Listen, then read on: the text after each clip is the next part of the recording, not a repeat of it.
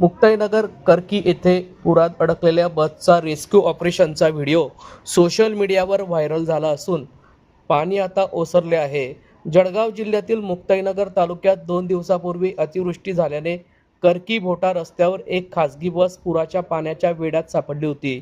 ग्रामस्थ आणि बसमधील प्रवासी असलेल्या तरुणांना महिला आणि पुरुषांनी रेस्क्यू करत बाहेर काढून त्यांना सुरक्षित ठिकाणी हलवल्याचा व्हिडिओ आज सोशल मीडियावर मोठ्या प्रमाणावर व्हायरल होत आहे। पाण्याचा प्रवाह वाढत असल्याचे लक्षात येता बस पुराच्या पाण्यात वाहून जाण्याचा धोका निर्माण झाला होता।